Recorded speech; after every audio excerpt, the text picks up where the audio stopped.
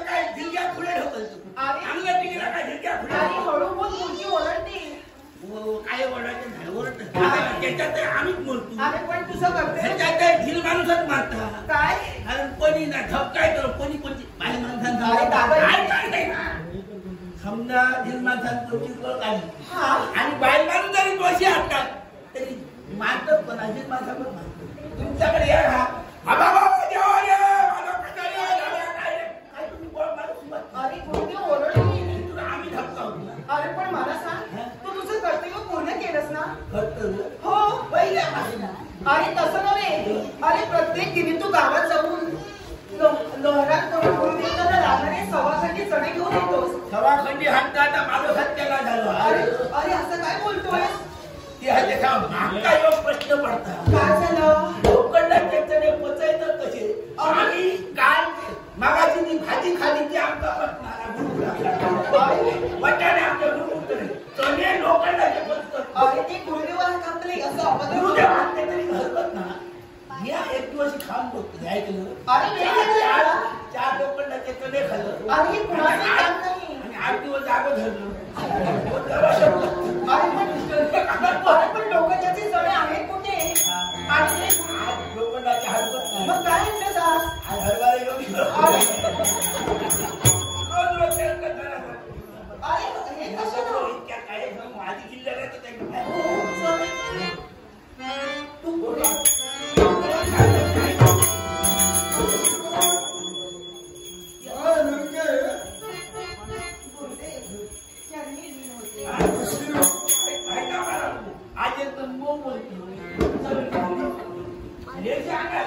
तसे गुरुजींचे संस्कार आहेत तुमच्या तितके संस्कार आमच्या अरे जरा हळू बोल ना अरे गुरुदेव रागवतील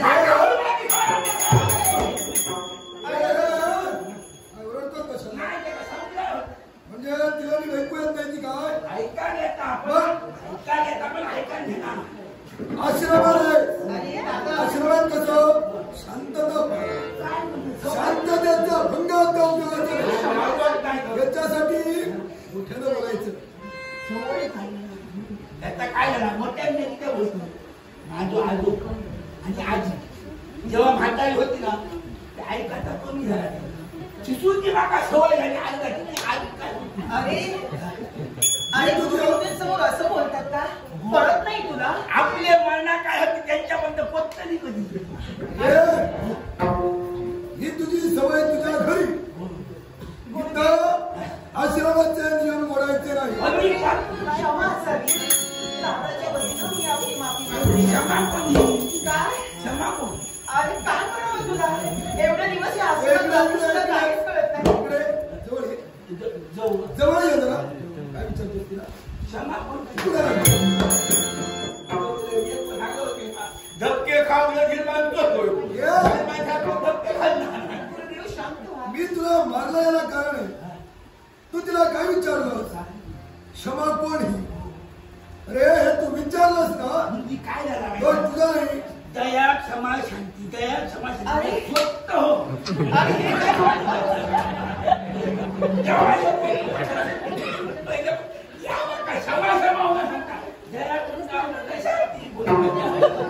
कसं माहितीये तुझ्यासारख्या शिष्यासारख्या गुरुला लाभले तू त्याला मदत कर तुम्ही काय म्हणतो काय केला पण गुरुजी आज घोटाळं झालं काय हरभरे हल्ले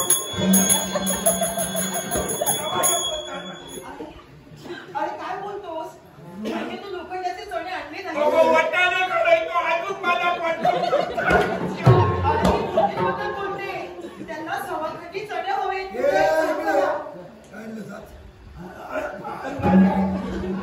तुझ्या मातीची जबाबदारी दिली ना नित्याशा तू काहीतरी उलटाच करत असतो काय सांगतो काल काय विचार काल काय घेऊन आला होता काय वाटाणे मी भक्षण केलं नाही नंतर काय केलंस त्याचं घराकडे घेऊन गेलो आणि बाय माझी हुशार काय केलं नाही ना भिजत घालूच्या आधी तिनं हमारा केली खाल्लेस खाल्लंय अजून बांधतो अजून बांधतो भांडत भांडत राहू दे अरे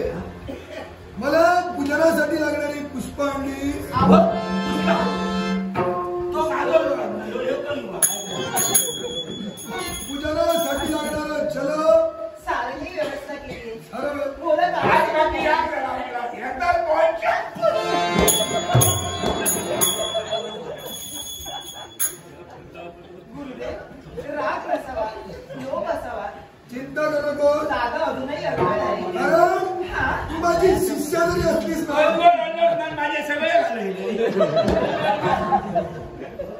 हे ते केव्हा आले होते तरी. मोठं इतिहास आमच्याकडे नेवरेकरी होती. नेवरी माझी काय केलं मला लाड्या दिलं बायलेकडे गेले. आता हे कशाला सांगतो? बायलेकडे गेले. बायले वाटला मोठा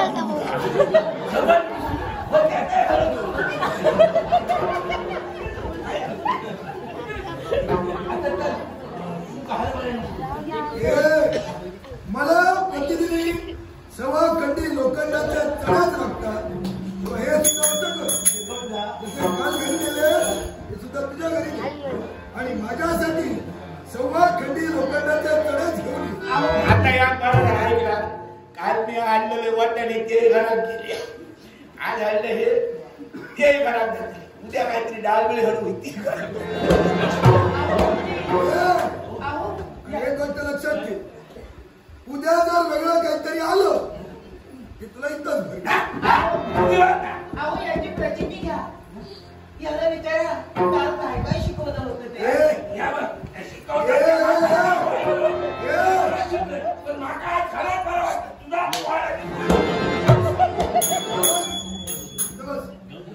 तू इथं बसायचं. तू इथं बसायचं.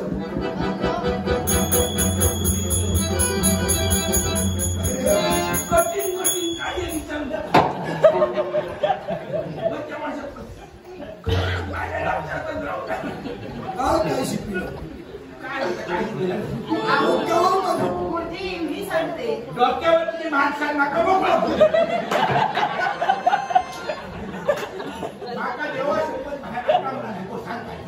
दादा अरे काल गुरुजींनी व्याकरण शिकवलं होतं. व्याकरण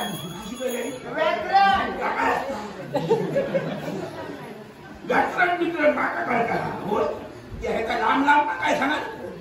हे तुझ्या अशा वागण्यानं दोष तुला कुणी येणार नाही. दोष तुला कुणी येणार नाही. दोष मला दे. लोक तरी तो काय नाही का उपदेश सगळे जर शाळेच्या नावावरती काढत असले तर काय सांगायचं. काल काय मी तुला शिकलेलं होतं. अहो आपण काल मला व्याकरण शिकवलं होतं. सांग बघू. दादा व्याकरण आणि किया. हो काय हसतोस कशाला? नाही व्याकरण आणि तुझं आतापर्यंत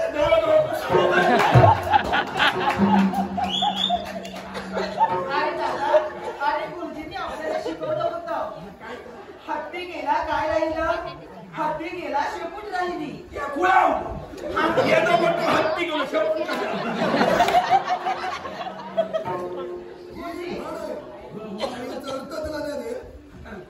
इतक्या नाही मग खायला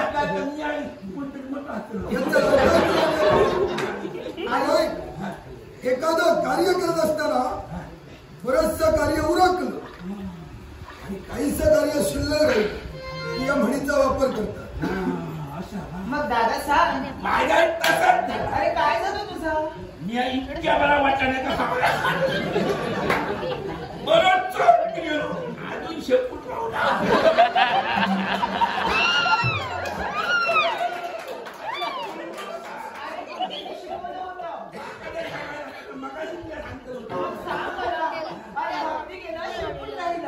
हत्ती गेला शेपूट राहिलं. मग बैल गेला तर काय राहणार?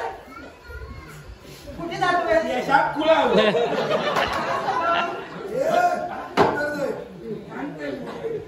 दोन्ही बाजू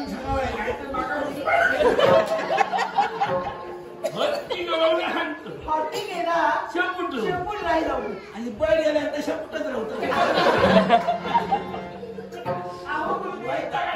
अहो याची गती चालत नाही. अरे हत्ती गेला शेपूट राहिलं. मग बैल गेल्यानंतर खोपा नाही करणार. अरे मग हत्ती तुम्ही काहीतरी मला देऊ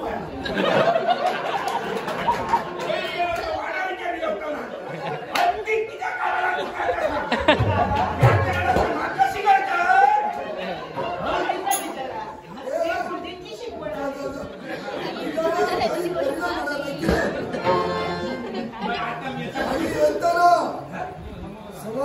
लोखंडाचेच आहे.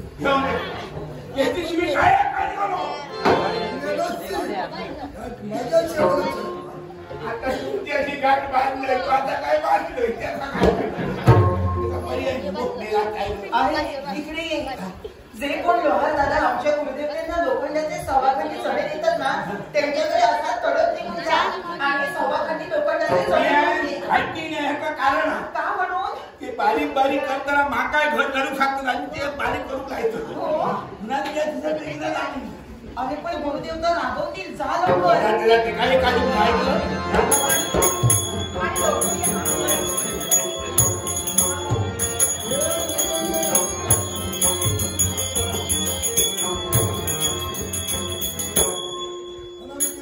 बोला. हा गेला लोखंडी चढे आणण्यासाठी.